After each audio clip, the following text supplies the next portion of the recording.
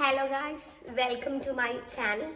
So ഞാൻ ഈ ചാനലിലൂടെ ഒരു എഡ്യൂക്കേഷണൽ പ്ലാറ്റ്ഫോം എല്ലാവർക്കും തുറന്നു തരിക എന്ന ലക്ഷ്യമാണ്. നമ്മൾ PSC ബേസ്ഡ് വീഡിയോസ് അപ്ലോഡ് ചെയ്യും, കോമ്പറ്റേറ്റീവ് ബേസ്ഡ് വീഡിയോസ് ഉണ്ടാവും, degree based, 10th based, +2 based ഒക്കെ ഉണ്ടാവും. ആദ്യത്തെ ക്ലാസ് എന്നോണം ഞാൻ ജ്ഞാനേന്ദ്രിയങ്ങളുടെ ക്ലാസ്സാണ് എൻ്റെ ഇൻട്രൊഡക്ടറി ക്ലാസ് എടുക്കാൻ ഉദ്ദേശിക്കുന്നത്. കണ്ണിനെ പറ്റിയുള്ള പഠനമാണ് ഒഫ്താൽമോളജി. അത് പഠിക്കുന്നവരെ, അതിൽ സേവനം അനുഷ്ഠിക്കുന്നവരെ നമ്മൾ വിളിക്കുന്നതാണ് ഒഫ്താൽമോളജിസ്റ്റ്. ഇനി കണ്ണിലെ 3 പാളികളാണ് ഉള്ളത്: സ്ക്ലീറ അഥവാ ദൃഢപടലം, കോറോയിഡ് അഥവാ രക്തപടലം, റെറ്റിന അഥവാ ദൃഷ്ടിപടലം. സ്ക്ലീറ അഥവാ ദൃഢപടലം, കോറോയിഡ് അഥവാ രക്തപടലം, റെറ്റിന അഥവാ ദൃഷ്ടിപടലം. സാധിക്കും നമുക്കിവിടെ റെറ്റിന കാണാൻ പറ്റും, രക്തപടലം, ദൃഢപടലം ഒക്കെ എടുത്തു. ആദ്യത്തെ പാളി ദൃഢപടലം. അപ്പൊ ദൃഢപടലം, കോർണിയ അല്ലെങ്കിൽ ദൃഢപടലത്തിലുള്ള മെയിൻ 2 ആളുകളാണ് കോർണിയയും കൺജങ്ക്റ്റിവയും. ദൃഢപടലത്തിലുള്ള മെയിൻ 2 ആളുകളാണ് ഒന്ന് കോർണിയ, 2 കൺജങ്ക്റ്റിവ. കോർണിയയുടെ മലയാളം നേത്രപടലം, കൺജങ്ക്റ്റിവയുടെ മലയാളമാണ് നേത്ര ആവരണം. അപ്പൊ കോർണിയയുടെ മലയാളം നേത്രപടലം, കൺജങ്ക്റ്റിവ അല്ലെങ്കിൽ നേത്ര ആവരണം.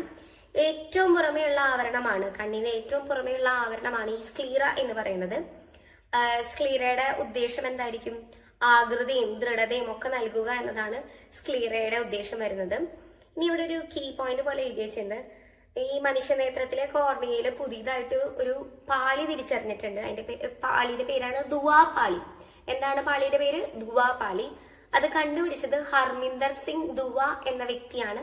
അങ്ങനെയാണ് ദുവാപാളി, ആ പേരിൽ നിന്നാണ് ദുവാപാളി എന്നുള്ള പേരുണ്ടായത്. ഇനി നമ്മള് നമ്മുടെ അടുത്ത ലെയർ ഏതാണ്? രക്തപടലം അല്ലെങ്കിൽ കോറോയിഡ്. അപ്പൊ ഈ പേരിൽ നിന്ന് തന്നെ കിട്ടും, ഇതിനകത്ത് ധാരാളം രക്തക്കുഴലുകളുണ്ട്. അപ്പൊ രക്തക്കുഴലുകളുടെ ഡ്യൂട്ടി എന്താണ്? കണ്ണിന് വേണ്ട ഓക്സിജനും പോഷകങ്ങളും ഒക്കെ എത്തിച്ചു കൊടുക്കാം. പിന്നെ ഇതിനകത്ത് മെയിൻ ആയിട്ട് 4 ഭാഗങ്ങളാണ്. ഇപ്പൊ ഈ ഫിഗറിൽ കാണുന്ന പോലെ ഐറിസ്, പ്യൂപ്പിള്, ലെൻസ്, പിന്നെ സീലിയറി മസിൽസ്. അങ്ങനെ 3 ഭാഗങ്ങളാണ് നമ്മുടെ രക്തപടലത്തിൽ വരുന്നത്. 4 ഭാഗങ്ങൾ, അങ്ങനെ 4 ഭാഗങ്ങളാണ് രക്തപടലത്തിൽ വരണേ: iris, pupil, ciliary muscles, convex lens. Okay, iris എന്ന് പറയുന്നത് ഇപ്പൊ നമുക്ക് കാണാം, ഐറിസിന്റെ 2 ഐറിസിന്റെയും നടുക്കായിട്ടാണ് പ്യൂപ്പിൾ കാണുന്നത്. ശരിക്കും ഐറിസ് ഡാർക്ക് കളറാണ്. ഈ ഡാർക്ക് കളറ് ഐറിസിന് കൊടുക്കുന്നത് മെലാനിൻ എന്ന് പറഞ്ഞ പിഗ്മെന്റ് ആണ്. പിന്നെ പ്യൂപ്പിൾ, പ്രകാശ തീവ്രതയ്ക്ക് അനുസരിച്ച് പ്യൂപ്പിളിന്റെ വലിപ്പം കൂടും കുറയും. പ്രകാശ തീവ്രതയെ കൺട്രോൾ ചെയ്യുന്നതും ഈ പറയുന്ന പ്യൂപ്പിളാണ്. ഈ പറയുന്ന കൃഷ്ണമണിയാണ് ഇതൊക്കെ കൺട്രോൾ ചെയ്യണമെന്ന് പറഞ്ഞാൽ ഇറ്റ്സ് വെരി ഇല്ലോജിക്കൽ. പക്ഷെ അതേ തീവ്രപ്രകാശം നമ്മുടെ കണ്ണിലേക്ക് അടിക്കുമ്പോൾ നമ്മുടെ പ്യൂപ്പിൾ ഒന്ന് ചുരുങ്ങും, കൃഷ്ണമണി ചുരുങ്ങും. മങ്ങിയ പ്രകാശത്തില് കൃഷ്ണമണി വികസിക്കും. അതുകൊണ്ടാണ് നട്ടുച്ച നേരത്തൊക്കെ പുറത്തിറങ്ങാൻ ഇത് ഇങ്ങനെ പോണത്. പക്ഷെ നമുക്ക് പ്യൂപ്പിൾ വരെയൊക്കെ അങ്ങോട്ട് തുറക്കാൻ പറ്റില്ല, അതാണ് സംഭവം. ഇനി അടുത്തത് കോൺവെക്സ് ലെൻസ്. നമ്മുടെ കണ്ണിലുള്ള ലെൻസ് എല്ലാവരുടെയും കണ്ണിലെ കോൺവെക്സ് ലെൻസ് ആണ്. അതും എടുത്തു പറയാതെ ബൈ കോൺവെക്സ് ലെൻസ് ആണ്. പിന്നെ നമുക്കറിയാം സീലിയറി മസിൽസ് ഉണ്ടെന്ന് അറിയാം. സീലിയറി മസിൽസ് എന്ന് പറഞ്ഞാൽ അടുത്തുള്ള വസ്തുവിനെ നോക്കുമ്പോൾ സീലിയറി മസിൽസ് ഒന്ന് ചുരുങ്ങും. അടുത്തുള്ള വസ്തു ആണെങ്കിൽ സീലിയറി മസിൽസ് ഒന്ന് ചുരുങ്ങും. അപ്പൊ എന്താ? ഡിസ്റ്റൻസ് കുറയും. എന്ത് ഡിസ്റ്റൻസ് ആണ്? Focal distance. എന്ത് ഡിസ്റ്റൻസ്? ഫോക്കൽ ഡിസ്റ്റൻസ് കേട്ടാ. ഫോക്കൽ ഡിസ്റ്റൻസ്, എഫ് ഡിസ്റ്റൻസ് എന്നായിട്ടാണ്. ഫോക്കൽ ഡിസ്റ്റൻസ് ആണ്. അടുത്തുള്ള വസ്തുവിനെ കാണുമ്പോൾ സീലിയറി മസിൽസ് ഒന്ന് ചുരുങ്ങും, ഫോക്കൽ ഡിസ്റ്റൻസ് കുറയും. അങ്ങനെയാണ് ഈ ദൂരെയുള്ള അകലെയുള്ള വസ്തുവിനെ കാണുമ്പോൾ സീലിയറി മസിൽസ്, ഈ ചുരുങ്ങിയ സീലിയറി മസിൽസ് ഒന്ന് നോർമൽ ആവും, ഡിസ്റ്റൻസ് കൂടും. നേരത്തെ കുറഞ്ഞെങ്കിൽ ഇവിടെ ഡിസ്റ്റൻസ് കൂടുമല്ലോ. അങ്ങനെ പിന്നെ ഈ ലെൻസിനെ താങ്ങി നിർത്തുന്നത്, ഇപ്പം ഈ ഫിഗർ കണ്ടാൽ നമുക്കറിയാം, ഈ നമ്മുടെ ലെൻസിനെ താങ്ങി നിർത്തണം. ഈ 2 സൈഡിലേക്ക് ഇപ്പൊ കണ്ട നമുക്ക് ഇവിടെ 2 ഈ സൈഡിലേക്ക് ആയാലും ഇപ്പൊ ഇവിടെ നിന്ന് ഇങ്ങോട്ടായാലും ഇവിടെ നിന്ന് ഇങ്ങോട്ടായാലും ലെൻസിനെ താങ്ങി നിർത്തുന്നത് ആരാണ്? ആ സീലിയറി മസിൽസ് ആണ്. പിന്നെ ലെൻസിനും കോർണിയയ്ക്കും ഇടയിൽ കാണുന്നതാണ് അക്വസറ അല്ലെങ്കിൽ അക്വസ് ചേംബർ. അതിലുള്ള ദ്രവമാണ് അക്വസ് ഹ്യൂമർ. ഇത് കണ്ട, ഇതാണ് നമ്മുടെ ലെൻസ്. ഇതാണ് നമ്മുടെ എന്ത് കോർണിയ, അതായത് ഇത് കാണുന്നില്ലേ കോർണിയ. അപ്പൊ ലെൻസിനും കോർണിയയ്ക്കും ഈ ഒരു പോർഷൻ അതിൽ കാണുന്നതാണ് അക്വസ് അറ അല്ലെങ്കിൽ അക്വസ് ചേംബർ. അതിലടങ്ങിയിരിക്കുന്ന ദ്രവമാണ് അക്വസ് ദ്രവം. ഇനി ലെൻസിനും റെറ്റിനയ്ക്കും ഇടയിൽ ഇതാണ് റെറ്റിന. അപ്പൊ ഈ ഒരു സ്പേസിൽ അടങ്ങിയിരിക്കുന്നതാണ് എന്ത്, നമ്മുടെ വിട്രിയസ് ചേംബർ അല്ലെങ്കിൽ വിട്രിയസ് അറ. അതിലടങ്ങിയിരിക്കുന്ന ഫ്ലൂയിഡ് ആണ് വിട്രിയസ് ഫ്ലൂയിഡ്. അപ്പം ആ കാര്യങ്ങളൊക്കെ വ്യക്തമായെന്ന് വിചാരിക്കുന്നു. ഇനി നമുക്ക് നമ്മുടെ ഇതിന്റെ ഡ്യൂട്ടീസ്, ഈ ചേംബറിലുള്ള അക്വസ് അറ അല്ലെങ്കിൽ അക്വസ് ഹ്യൂമർ, അതിന്റെയൊക്കെ ഡ്യൂട്ടീസ് എന്താ നോക്കാം. അക്വസ് ഹ്യൂമർ എന്ന് പറയുന്നത് പോഷകങ്ങൾ കൊടുക്കാനായിട്ടും വിട്രിയസ് ഹ്യൂമർ അല്ലെങ്കിൽ വിട്രിയസ് ദ്രവം എന്ന് പറയുന്നത് ആകൃതി കൊടുക്കാനായിട്ടും. അപ്പൊ ഒന്നുകൂടി പറയാം, ലെൻസിനും കോർണിയയ്ക്കും ഇടയിലുള്ള ദ്രവമാണ് അക്വസ് ദ്രവം. അതിലുള്ള ദ്രാവകമാണ് അക്വസ് ദ്രാവകം. Sorry, made a mistake. ലെൻസിനും കോർണിയയ്ക്കും ഇടയ്ക്കുള്ളത് അക്വസ് അറ. അതിലുള്ള ദ്രവം അക്വസ് ദ്രവം. അത് നമ്മുടെ കണ്ണിന് വേണ്ട പോഷകങ്ങൾ കൊടുക്കും. ഇനി ലെൻസിനും റെറ്റിനയ്ക്കും ഇടയ്ക്കുള്ളതാണ് ഇത് വിട്രിയസ് അറ. അതിലുള്ള ദ്രാവകം വിട്രിയസ് ദ്രാവകം. അത് നമുക്ക് കണ്ണിന് വേണ്ട ആകൃതി കൊടുക്കും. ഓക്കെ, ഇനി നമ്മൾ മൂന്നാമത്തെ ലെയറായ ദൃഷ്ടിപടലം. എന്താണ് മൂന്നാമത്തെ ലെയറായ ദൃഷ്ടിപടലം? ഒരു വസ്തുവിന്റെ യഥാർത്ഥവും ചെറുതും തലകീഴായതുമായ പ്രതിബിംബം എവിടെയായിരിക്കും പതിക്കുക? നമ്മുടെ റെറ്റിനയിലാണ് പതിക്കുന്നത്. അപ്പോൾ നമ്മളൊരു വ്യക്തിനെ കാണും, ആളെ റിയൽ ഇമേജ് ആയിരിക്കും. പക്ഷെ ആദ്യം തന്നെ ഈ ലെൻസ്, പ്യൂപ്പിള്, കോർണിയ അതിലൂടെയൊക്കെ പാസ് ചെയ്ത് റെറ്റിനയിൽ എത്തുമ്പോഴാണ് അവിടെ ഒരു ഇമേജ് ഫോർമേഷൻ നടക്കണേ. ആ ഇമേജിന്റെ പ്രത്യേകത എന്താ? തലകീഴായതും ചെറുതുമായിരിക്കും. റെറ്റിനയിൽ പതിക്കുന്ന ഇമേജിന്റെ പ്രത്യേകത യഥാർത്ഥതാണ്, തലകീഴായതാണ്, ചെറുതാണ്. ഇനി റെറ്റിനയിൽ വേറെ കുറച്ച് ഇമ്പോർട്ടൻസ് കൂടിയുണ്ട്. അതിൽ പ്രകാശഗ്രാഹി കോശങ്ങളുണ്ട്. എന്താണുള്ളത്? അതിൽ പ്രകാശഗ്രാഹി കോശങ്ങൾ. എന്താണ് പ്രകാശഗ്രാഹി കോശങ്ങൾ? അല്ലെങ്കിൽ ഫോട്ടോ റിസപ്റ്റർ സെൽസ് ഉണ്ട്. റെറ്റിനയിൽ കാണുന്നതാണ് പ്രകാശഗ്രാഹി കോശങ്ങൾ അല്ലെങ്കിൽ ഫോട്ടോ റിസപ്റ്റർ സെൽസ്. ആ ഫോട്ടോ റിസപ്റ്റർ സെൽസ് രണ്ടെണ്ണാണ് മെയിൻലി, റോഡ്സും കോൺസും. ഏതൊക്കെയാണ്? റോഡ്സും കോൺസും. അതാണ് നമ്മുടെ മെയിൻ ആയിട്ടുള്ള ഫോട്ടോ റിസപ്റ്റർ സെൽസ്, റോഡ്സും കോൺസും. അപ്പൊ റോഡ്സിന്റെ ഡ്യൂട്ടി എന്തിട്ടാണ്? മങ്ങിയ വെളിച്ചത്തിൽ കാഴ്ച സാധ്യമാക്കുക എന്നുള്ളതാണ് റോഡ്സ്. അതായത് രാത്രി കാലങ്ങൾ. അപ്പൊ ഇങ്ങനെ ആലോചിച്ചത് റോഡ്സ് രാത്രി. അപ്പൊ അതിൽ അടങ്ങിയിരിക്കുന്ന പിഗ്മെന്റ് ആണ് റോഡോപ്സിൻ. റോഡ്സിൽ അടങ്ങിയിരിക്കുന്ന പിഗ്മെന്റ് ആണ് റോഡോപ്സിൻ. ഇനി കോൺസ് പകൽ സമയത്ത് നിറങ്ങളോട് കൂടിയ കാഴ്ച സാധ്യമാക്കുന്നതാണ്. അത് ഉൽപ്പാദിപ്പിക്കുന്ന രണ്ട് ഘടകങ്ങളുണ്ട്. അതായത് രണ്ട് ഘടകങ്ങളിലല്ല, നമുക്ക് ഇങ്ങനെ പറയാം, അയോഡോപ്സിൻ അഥവാ ഫോട്ടോപ്സിൻ. അയോഡോപ്സിൻ അഥവാ ഫോട്ടോപ്സിൻ ആണ് ഇത് പ്രൊഡ്യൂസ് ചെയ്യുന്ന രണ്ടെണ്ണം. ഓക്കെ, നമ്മള് അങ്ങനെ അടുത്ത പോർഷൻ, അതായത് നമ്മുടെ ദൃഷ്ടിപടലമായ റെറ്റിനയിലുള്ള മെയിൻ രണ്ട് ഭാഗങ്ങളാണ് സ്പോട്സ്. അതായത് രണ്ട് സ്പോട്സ് ഉണ്ട്. പീതബിന്ദു അല്ലെങ്കിൽ യെല്ലോ സ്പോട്ട്, അതുപോലെ തന്നെ അന്ധബിന്ദു അല്ലെങ്കിൽ ബ്ലൈൻഡ് സ്പോട്ട്. ഏതൊക്കെ രണ്ടെണ്ണം? പീതബിന്ദു അല്ലെങ്കിൽ യെല്ലോ സ്പോട്ട്, അന്ധബിന്ദു അല്ലെങ്കിൽ ബ്ലൈൻഡ് സ്പോട്ട്. അപ്പൊ നമ്മൾ ഇതുവരെ കണ്ണിനെ പറ്റിയാണ് പറഞ്ഞത്. കണ്ണിന് 3 ലെയർ ഉണ്ട്: ദൃഢപടലം, രക്തപടലം, ദൃഷ്ടിപടലം. ഈ രക്തപടലം കഴിഞ്ഞു, ദൃഢപടലം കഴിഞ്ഞു. ദൃഷ്ടിപടലത്തിലെ 2 സ്പോട്ടുകളെ പറ്റിയാണ് ഇപ്പൊ നമ്മൾ പറയാൻ പോണത്. പീതബിന്ദു അല്ലെങ്കിൽ യെല്ലോ സ്പോട്ട്. അതിനെ വിളിക്കാൻ മറ്റൊരു പേരും കൂടിയുണ്ട്, മാക്യുല ലൂട്ടിയ. എന്താണ്? Macula lutea. ഏതാണ് മറ്റു പേര്?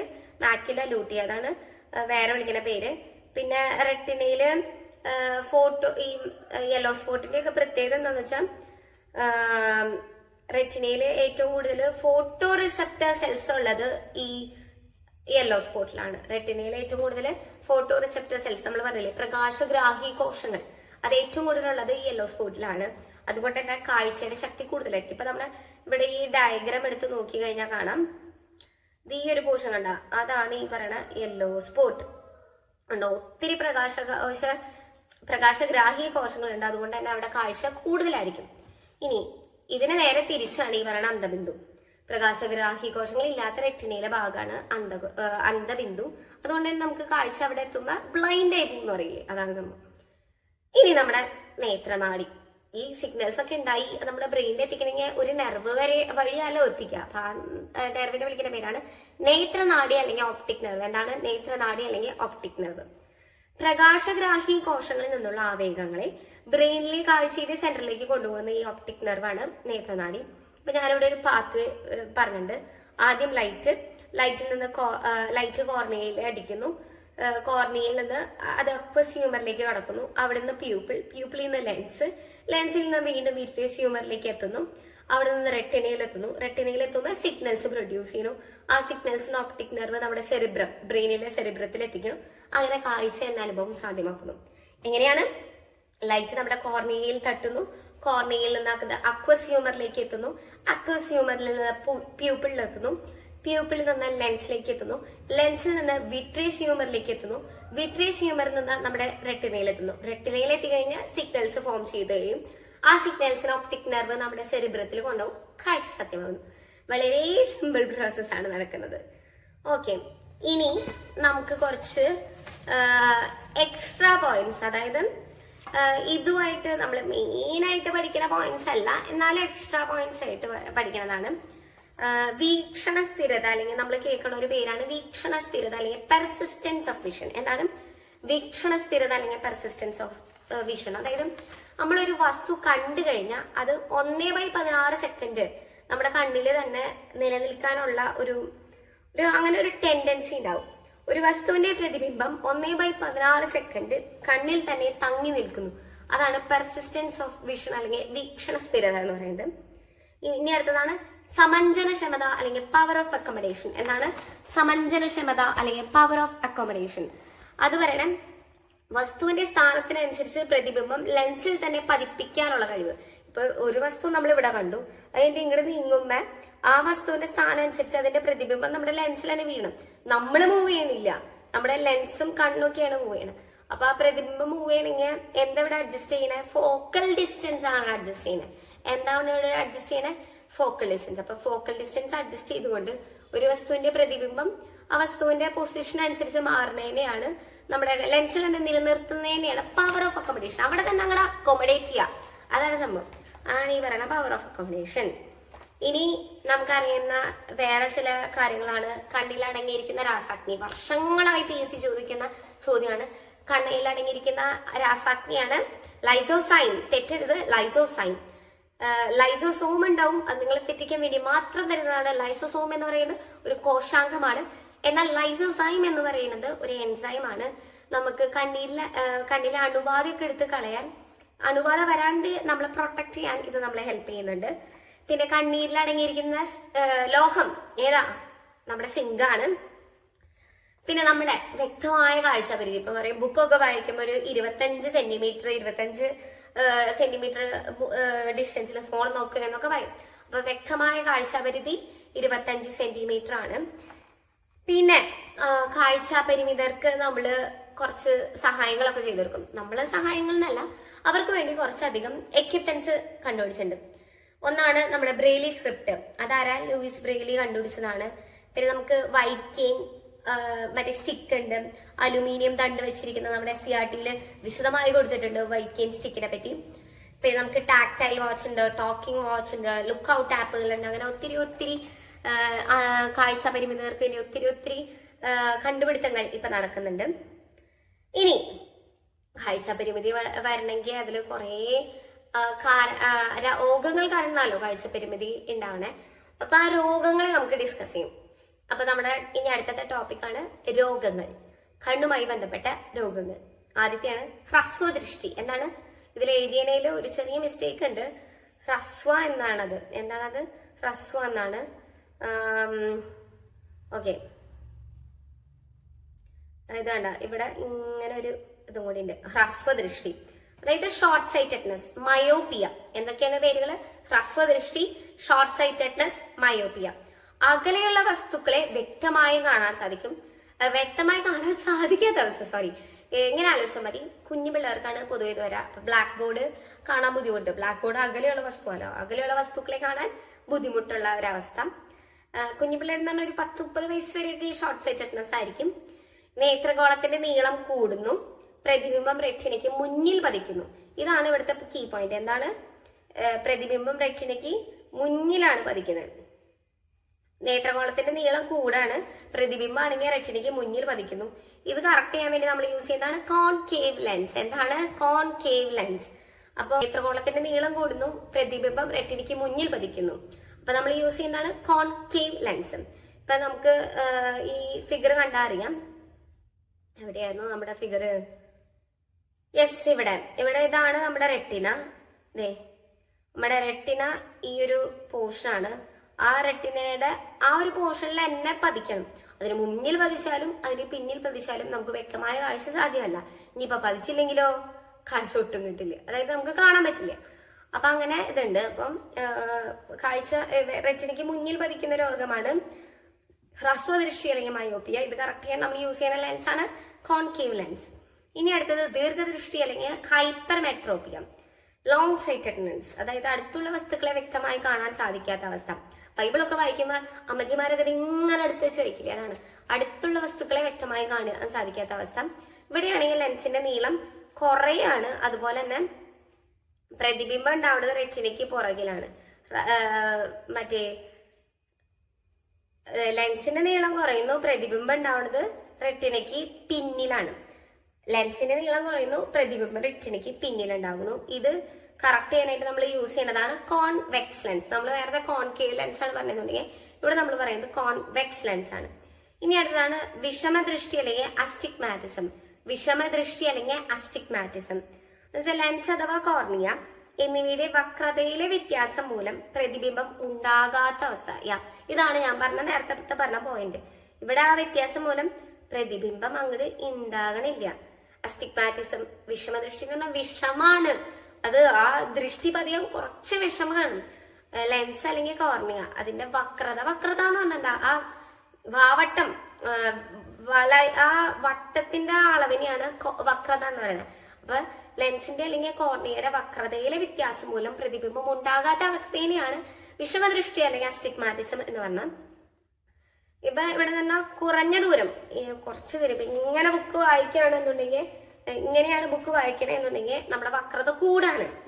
അപ്പൊ കൂടുതൽ ദൂരം, ഇനി കൂടുതൽ ദൂരത്ത് വെച്ചിട്ടാണെങ്കിലോ ഇവിടെ ഇങ്ങനെ 2 പോയിന്റ് ആയിട്ടാണ് അത്.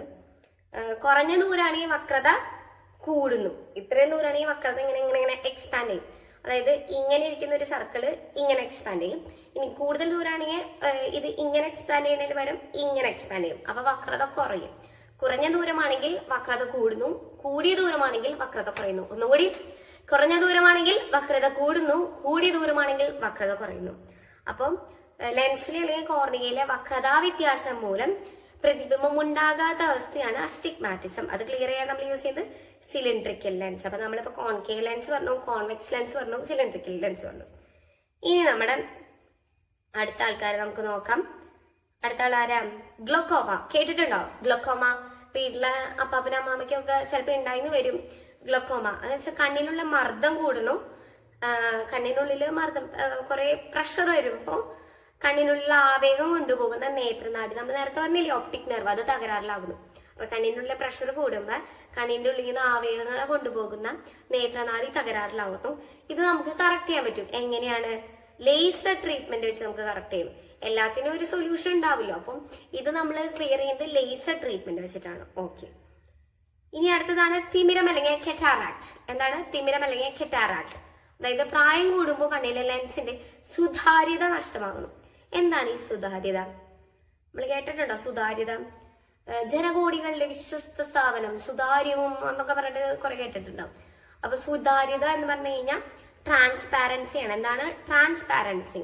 അപ്പൊ ആ ട്രാൻസ്പാരൻസി അങ്ങോട്ട് നഷ്ടപ്പെടും. അതാണ് ഈ കെറ്ററാക്ട്. എല്ലാവരും വിചാരിക്കും കണ്ണിന്റെ മേലെ ഒരു പാട പോലെ വരും, അത് എടുത്തു കളഞ്ഞാൽ തിമിരം മാറുന്നു. ഇല്ല, കണ്ണിലെ ലെൻസ് മാറ്റി വെച്ചാലാണ് ഇത് മാറുള്ളൂ, അല്ലാണ്ടൊന്നും തിമിരം നമുക്ക് സോൾവ് ചെയ്യാൻ പറ്റില്ല കേട്ടോ.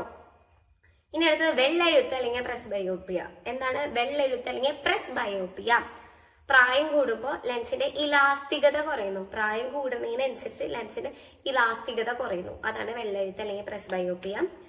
ഇനി ചെങ്കണ്ണ് അല്ലെങ്കിൽ കൺജങ്ക്റ്റിവിറ്റീസ് ആണ്. ചൂന്ന് അങ്ങോട്ട് തുടുത്ത് തക്കാളി പോലെയായിട്ടിരിക്കുന്ന ഒരവസ്ഥ. അപ്പൊ അതിനെ വിളിക്കുന്ന മറ്റൊരു പേരാണ് മദ്രാസ് ഐ അല്ലെങ്കിൽ പിങ്ക് ഐ. ചെങ്കണ്ണ് അല്ലെങ്കിൽ കൺജങ്ക്റ്റിവിറ്റീസിനെ വിളിക്കുന്ന മറ്റു പേരുകളാണ് മദ്രാസ് ഐ അല്ലെങ്കിൽ പിങ്ക് ഐ. ഇത് എന്തൊരു സംഭവം എന്ന് വെച്ചാൽ നമ്മുടെ നേത്രാവരണം അതിന് അണുബാധ ഏൽക്കുന്നതാണ് സംഭവം. നേത്രാവരണം ഏതാ? നമ്മൾ നേരത്തെ പറഞ്ഞു നമ്മുടെ കൺജങ്ക്റ്റിവ. അപ്പൊ കൺജങ്ക്റ്റിവയ്ക്ക് അണുബാധ ഏറ്റ് അത് കൺജങ്ക്റ്റിവിറ്റീസ് അല്ലെങ്കിൽ ചെങ്കണ്ണ്. ഇനി അടുത്തത് വർണ്ണാന്തത അല്ലെങ്കിൽ കളർ വിഷൻ.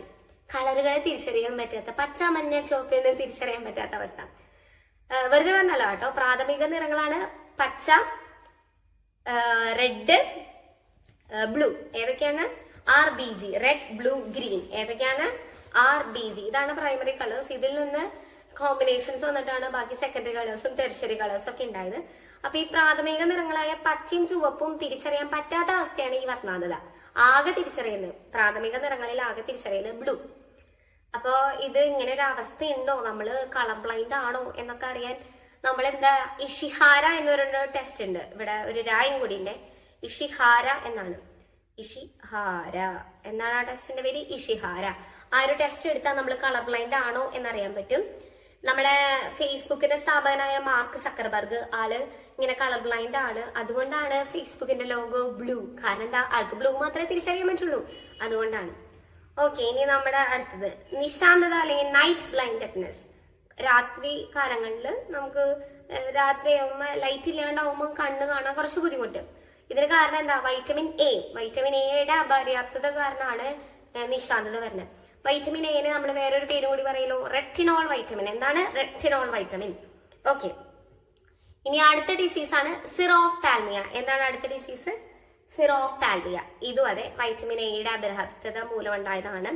ഇവിടെ കൺജങ്ക്റ്റീവ ആൻഡ് കോർണിയ വരണ്ട് ഈർപ്പരഹിതമാകുന്നു. നമ്മുടെ ഔട്ടർ ലെയറായ കൺജങ്ക്റ്റീവയും കോർണിയ അങ്ങോട്ട് വരണ്ട് ഈർപ്പില്ലാണ്ടാകുന്നു. അതുപോലെ തന്നെ കണ്ണുനീരില്ലാത്ത, ഒരു തുള്ളി കണ്ണുനീരുണ്ടോടോ എന്ന് ചോദിക്കില്ലേ, കണ്ണുനീരില്ലാത്ത അവസ്ഥയാണ് ഈ സിറോഫ്താൽമിയ എന്ന് പറയുന്നത്. ഇനി കോങ്കണ്ണ്. അയ്യോ സോറി, ഇത് കൺജങ്ക്ടിവിറ്റീസ് അല്ല കേട്ടോ. അത് എന്തോ അടിച്ചു വന്നില്ല, എന്തോ ഒരു ഇത് വന്നതാണ്. ക്രോസ്ഡ് ഐ എന്നാണ്. എന്താണ് പേര്? Crossed I. ഇതിന്റെ പേര് ക്രോസ്ഡ് ഐ. കോങ്കണ്ണിന്റെ പേര് കൺജങ്ക്ടിവിറ്റീസ് അല്ല, ക്രോസ്ഡ് ഐ ആണ്. ഓക്കെ, ഇനി ഇതെന്നിട്ട് സംഭവം എന്ന് പറഞ്ഞാൽ eyes don't look in exactly same direction at same time. ഒരേ സമയത്തിൽ ഒരേ ഡയറക്ഷൻ. അപ്പൊ ഇങ്ങടെ നോക്കണമെന്നുണ്ടെങ്കിൽ രണ്ട് കണ്ണും ഒരേ ദിശയിലേക്ക് നോക്കാൻ പറ്റാത്ത ഒരു അവസ്ഥയാണ്. Eyes don't look in exactly same direction at same point. അതാണ് സംഭവം. ഇനി അടുത്തതാണ് കമ്പ്യൂട്ടർ വിഷൻ സിൻഡ്രം. നമുക്ക് ഭൂരിപക്ഷം യൂത്തിനൊക്കെ ഉള്ള ഒരു, യൂത്ത് മാത്രമല്ല ഇപ്പൊ എല്ലാവർക്കും ഉള്ള ഒരു അസുഖമാണ്. ഈ അടിയായിട്ട് PSC ചോദിക്കുന്നതാണ്. PSCയുടെ ക്വസ്റ്റ്യൻ പേപ്പറിലുള്ള ഒരു ക്വസ്റ്റ്യൻ ആട്ടോ ഇത്. Computer vision syndrome. കണ്ണിന്റെ ഫോക്കസ് ചെയ്യാനുള്ള കഴിവ് നഷ്ടപ്പെടുന്നു. എന്താണ് സംഭവം? കണ്ണിന്റെ ഫോക്കസ് ചെയ്യാനുള്ള കഴിവ് നഷ്ടപ്പെടുന്നു. ഇനി ട്രക്കോമ, ലാസ്റ്റത്തെ ഡിസീസാണ് ട്രക്കോമ. ട്രക്കോമ എന്ന് പറയുന്നത് അതൊരു ബാക്ടീരിയൽ ഡിസീസാണ്. ഗ്ലാമിഡിയ ട്രക്കോമാറ്റിസ്. എന്താണ് ആ ബാക്ടീരിയയുടെ പേരാണ്? ഗ്ലാമിഡിയ ട്രാക്കോമാറ്റിസ്. അപ്പൊ ആ ബാക്ടീരിയയുടെ ഇത് മൂലമാണ് നമുക്ക് ട്രക്കോമ ഉണ്ടാവണേ. അപ്പൊ ട്രക്കോമ ബാധിതരെ ഹെൽപ്പ് ചെയ്യാനായിട്ട് നമ്മുടെ WHO ഒരു പൊതുജന ആരോഗ്യ പരിപാടിയാണ് സേഫ് എന്ന് പറയുന്നത്. എന്താണ് സേഫ്? SAFE. ഇവിടെ കണ്ട WHO പരിപാടിയാണ് സേഫ് എന്ന് പറയുന്നത്.